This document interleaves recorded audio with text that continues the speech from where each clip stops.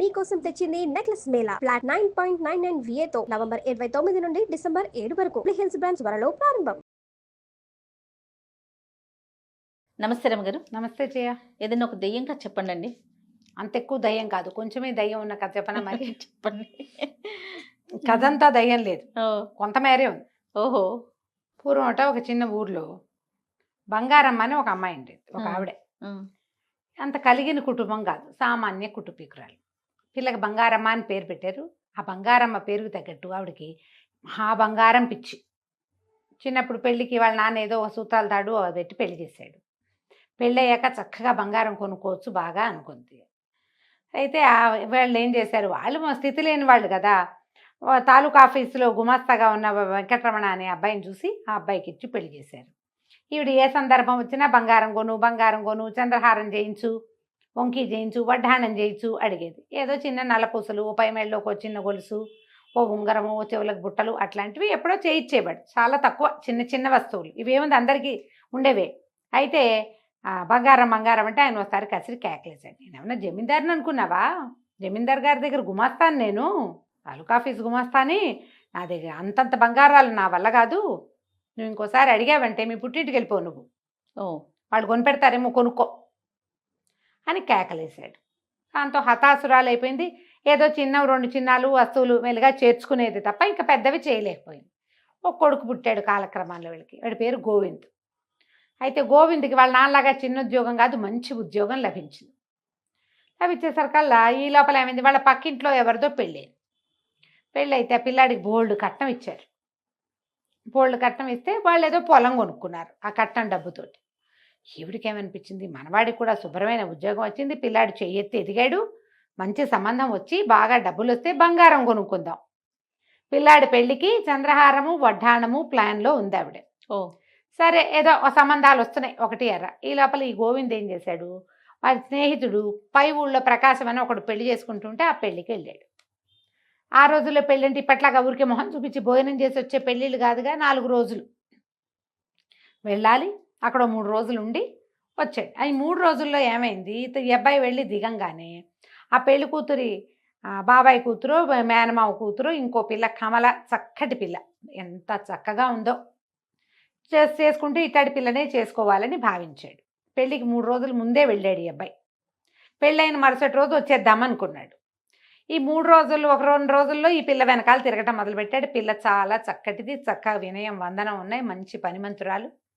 చూస్తే ఆ ప్రకాశాన్ని అడిగితే ఏమన్నాడు, వీళ్ళు చాలా పేదవాళ్ళు రా, వాళ్ళ దగ్గర ఏమీ లేదు, పేదవాళ్ళు, వాళ్ళని మీకేమీ కట్టం కానుకంటే, కట్టం కానుకేందుకు, ఇంత చక్కటి పిల్ల ఉంటే శుభ్రంగా పనిచేస్తోంది. ఆ రోజుల్లో పిల్లలకి చదువులు, ఉద్యోగాలు, ఆలోచనలు ఉండేవి కాదు కదా. వంట చేయటం, చక్కగా ఇంటి పని చూసుకోవటం, గుడ్డు గోదా అంటే మొక్కమోడు, మొగ్గుడ్డు గోదా, పిల్ల మేక వీటిని చూసుకోవటం వచ్చి లక్షణంగా ఉంటే చాలు. సంపాదనల ఆలోచనలు అసలు లేనే లేవు. మన కాలంలో కూడా తక్కువే, ఇప్పుడు కదా వచ్చినాయి అవన్నీ.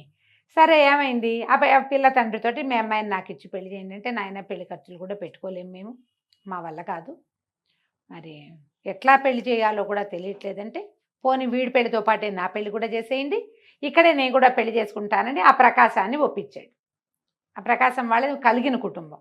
వాళ్ళు ఏమన్నారు, సరే పిల్ల నచ్చింది, ముహూర్తం మంచిది, ఎవరికైనా పెళ్లి చేసుకోవచ్చు, ఏముంది ఇంకో 2 పీటలు ఇస్తే అదే పురోహితుడు అదే మంత్రం చదువుతాడు, అదే భోజనాలతో సరిపోతుంది అని చెప్పి ఆ ప్రకాశం వాళ్ళ మావగారు తమ కజిన్ బ్రదర్ అయిన ఈ కమలా వాళ్ళ నాన్నతోటి ఒప్పించేసి పెళ్లి చేసేసాడు. పెళ్లి చేసుకుని చక్కగా మర్నాడు కొత్త భార్యని అతని మావని వెంబడి పెట్టుకొచ్చాడు గోవింద్.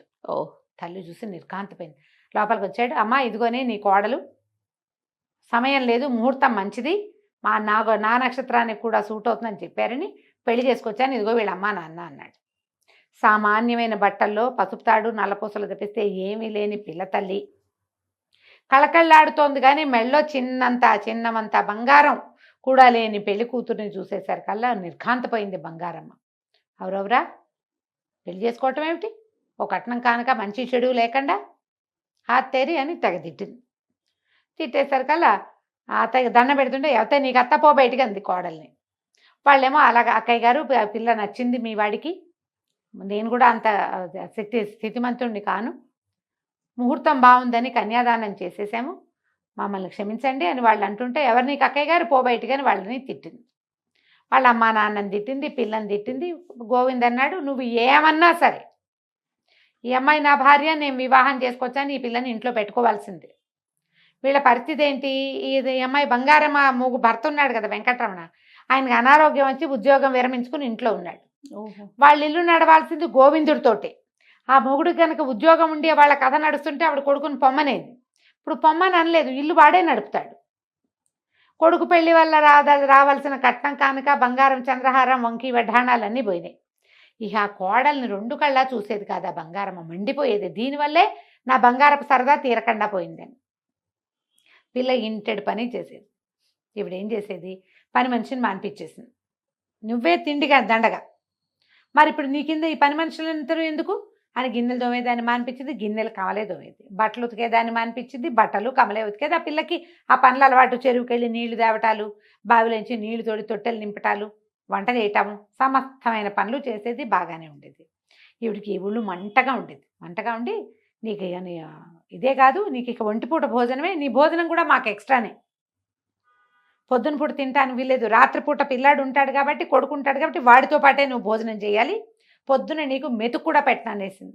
వంట పిల్ల చేసేది, అత్తగారు మావగారు అన్నం తినేవారు, ఆయన తిని పడుకునేవాడు, ఒంటో బాగుండదు కాబట్టి. ఈవిడ చచ్చినా మా కోడలికి అన్నం పెట్టేది కాదు.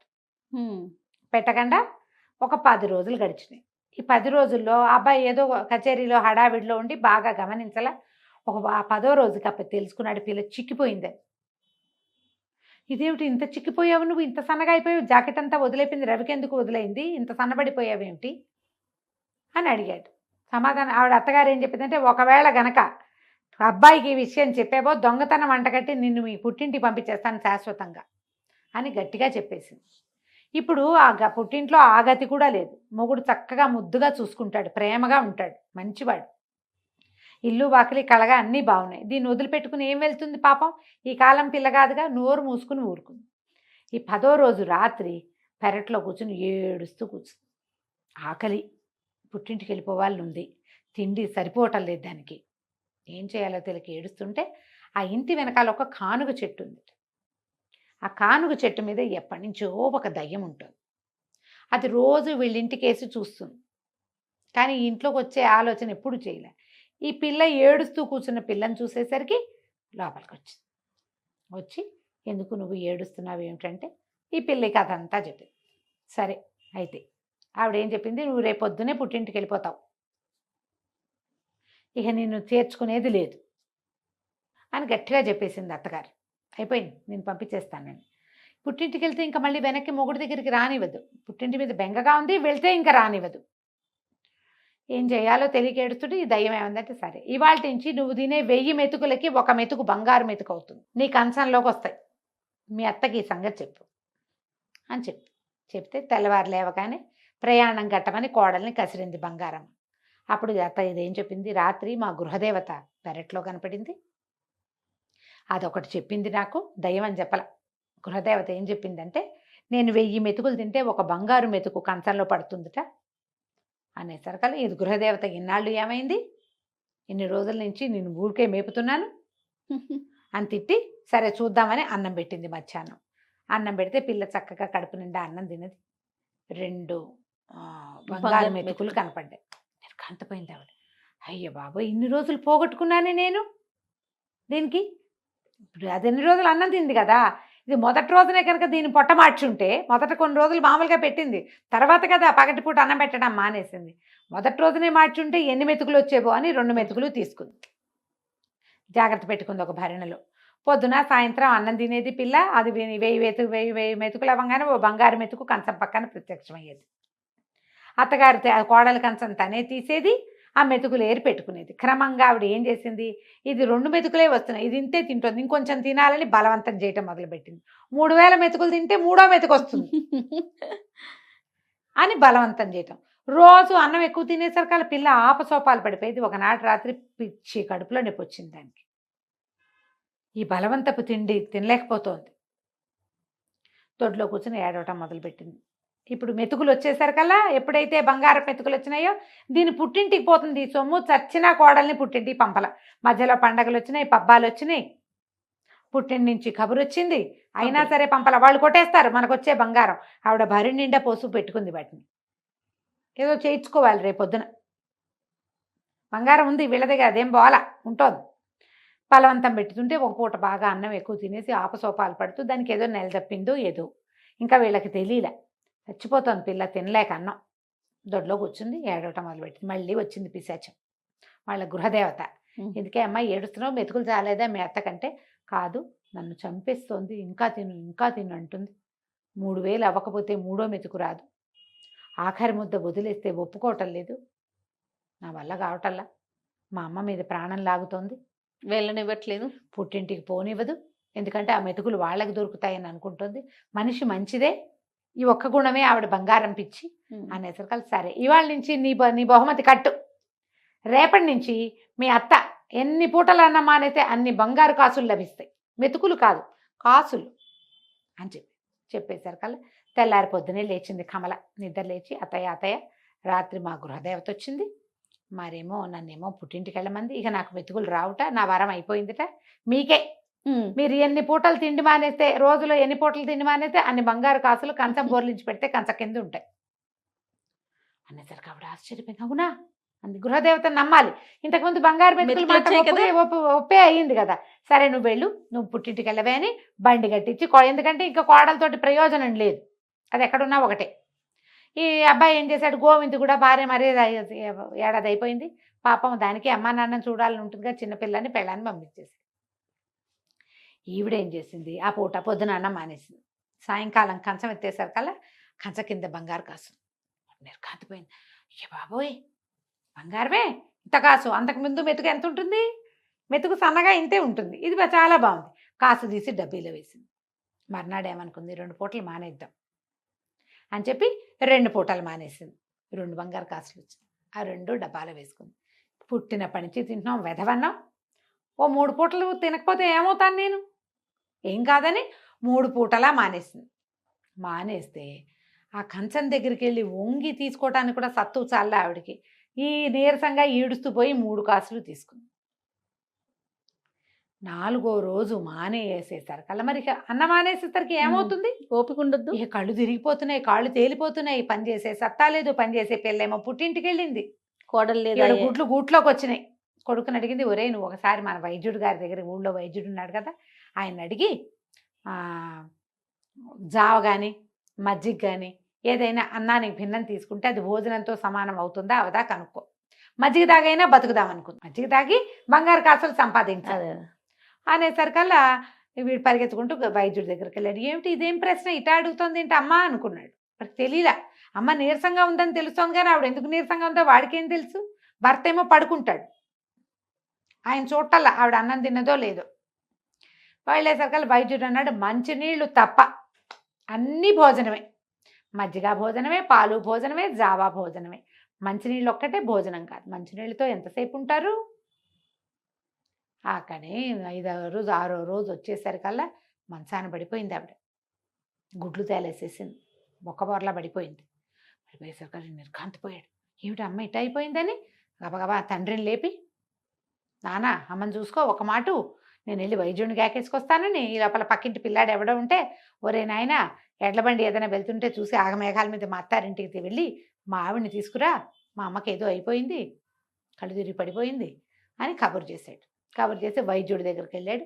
వైద్యుడికి ఏమో అంతుపడుతుంది, ఇంత పిచ్చ నీరసం ఈవిడికి ఎందుకు వచ్చిందో వైద్యుడికి తెలియలా. ఆయనకు అంత చెబితే కదూ, నేను అన్నం తింటలేదని చెప్తే కదా. ఆవిడ ఆ పరిస్థితుల్లో కూడా ఈ బంగారు కాసులు వస్తున్నాయంటే ప్రజలకు తెలిసిపోతే ఎట్లా, నోట్లోంచి మాట కూడా లేదు, పడిపోయింది అంతే. ఈ వైద్యుడు వచ్చి మాట్లాడి చేసి వెళ్ళి ఆయన ఏదో పొట్లాలు ఇచ్చేసరికి ఈ బండి మీద వెళ్ళిన కుర్రాడు ఒక 2 గంటల్లో 3 గంటల్లోనో కమలని వాళ్ళ ఇంటి నుంచి బండి ఎక్కించుకు తీసుకొచ్చేసాడు. ఈ కమల రావటం మంచానికి అంటుకుపోయి గూట్లోకి వచ్చిన అత్తగారి చూడగానే భోర్మని, అయ్యో అత్తయ్య ఇట అయిపోయావేమిటి అత్తయ్య అని కావలించుకునేసరికి ఈవిడికి బంగారం కంటే కావలింత ఎక్కువగా తోచింది. ఎవరంటారు మన్ని, అదే కదా, నువ్వు ఇలా ఎందుకు అయిపోయావు, అయ్యో నీకు ఎంత కష్టం వచ్చింది అంటారా? 50 ఏళ్ళు వచ్చిన వాళ్ళకి ఎవరంటారమ్మా, పిల్లలే కాదు అనేది. అది అనేసరికల్లా ఆవిడ కళ్ళలోంచి నీళ్ళు వచ్చినాయి. అయ్యో అత్తయ్య నీరసం పుట్టిందండి అని గబగబా బియ్యం వేయించి అంత జావ చేసి పట్టించింది. ఆ జావ తాగేసరికి ఓపుకొచ్చింది ఆవిడకి. ఓపుకొస్తే కోడలు అడిగింది, ఏం చేసావు అత్తయ్య, ఎందుకు ఇట్లా అయిందంటే, కాదే అమ్మ, ఒక పూట మానేస్తే ఓ కాసు వచ్చింది, 2 పూటలు మానేస్తే 2 కాసులు వచ్చాయి, 3 పూట్ల మానేస్తే 3 కాసులు వస్తాయి కదా, వడ్డాణము వంకి చేయించుకోవచ్చు అనుకున్నాను, అన్నం మానేసేసరికి నిస్త్రాన్ని వచ్చింది అని అనేసరికి కోడలు అంది, అవన్నీ చేయించుకోవడానికి నువ్వు బతికుండద్దు, అదే కదా. చేయించుకుని పెట్టుకుంటే అందం ఉండాలి కదా మనిషికి, ఆ మాత్రం మటసంగా ఉంటే ఓ వస్తువు పెట్టుకున్నా అందం చందం, నువ్వు ఇట్ట అయిపోతే ఇంకేం వస్తువు అందం అత్తయ్య. ఆవిడకే అనిపించింది. ఇలా గబగబా 4 పనులు చేసేసింది. సాయంకాలం అయ్యేసరికి వేడివేడిగా అన్నం వండేసి అత్తగారికి అన్నం పెట్టింది.